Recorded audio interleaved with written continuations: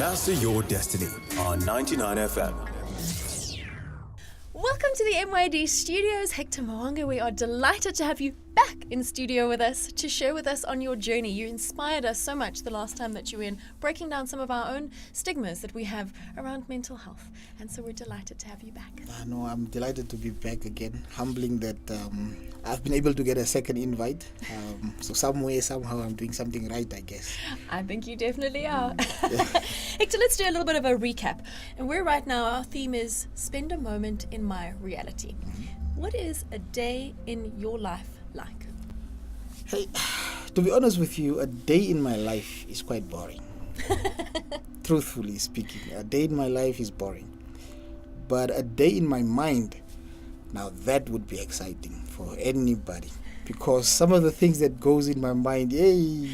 And I think that is part of why my life went the way it went in terms of mental illnesses and all of that. I felt there's so many things that I want to do and I have so little time. And then only to realize that, calm down. All you really have to do is to focus on what's the next step today.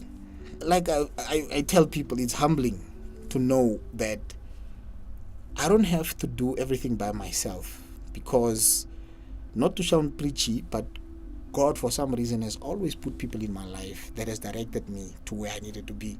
I mean, just as an example, when I dropped out of university, I didn't have a clue as to what I wanted to do with my life. And I was still struggling to find out what's my next move. And then out of the blue comes one of my high school friends. He tells me, I have this sports program. I'm struggling somewhat to have that same energy. So you come through.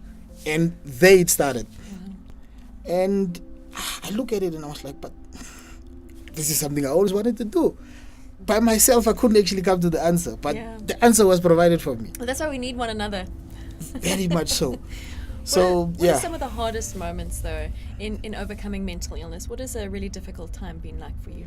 I think the hardest part is always trying to make people understand what you're going through. Because a lot of people, they just can't seem to, it's like, damn, man. And is there still a lot of stigma around mental illness in Namibia? I think there is, but somehow it's becoming less. From my personal perspective is that I've not had any negative experiences where somebody says, oh, there comes Hector, and it disappears. And I think it has to do with the way I have responded to it. Because I have not actually gone back and, feel sorry for myself and say, oh, I've got a mental illness and I want to lock myself up in a room. I don't want to go out. I still go out. I still manage to go to places, and I still laugh and I still talk. In as much as I struggle with something, I have help. Yeah. So it's not as if I have no control. Yeah. I have the control. I know exactly what to do. And I also know some of the things that actually take me off the path a little bit. It's as simple as somebody who has an injury, a sports injury or whatever injury they have. When they go to the physiotherapist, nobody really questions them and says, why, what's wrong with you? Yeah. And they're actually being really smart, because they're taking their healing process into their own hands. Same with any kind of mental issue. To go and see a psychologist is being really smart, because you're ensuring that you're going to get healing. Precisely. What advice would you have for anybody listening right now in dealing with and overcoming mental illness, Hector? Remember that you're not alone. You are not alone. There's a lot of people that are going through similar situations, some even worse than I had in my personal experience. And yet they have actually gone on to do things that I still think, wow. So that is the key. You have to remember that it's not the end of the world having to come face to face with mental illness, because I do that to myself as well.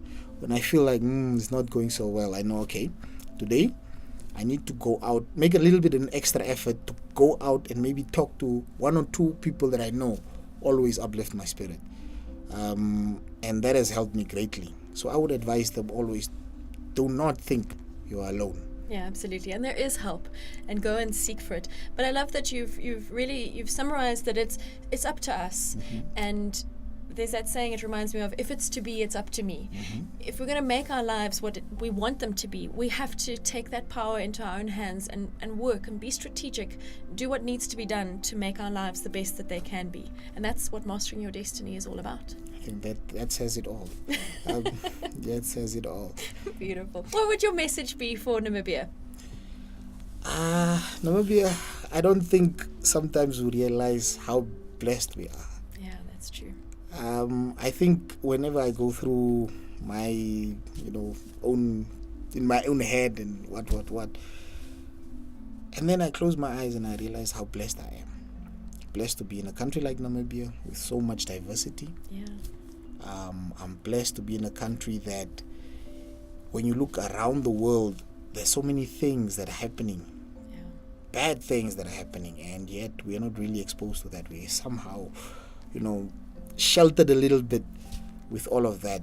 So that to me is my message. Keep on counting your blessings, Namibia. That's really, really wonderful. Well, thank you so much for coming to inspire us and inform us and keep us on the right track when it comes to asking for help, because we forget that often. We're not alone. Help is just on the other end of asking for it.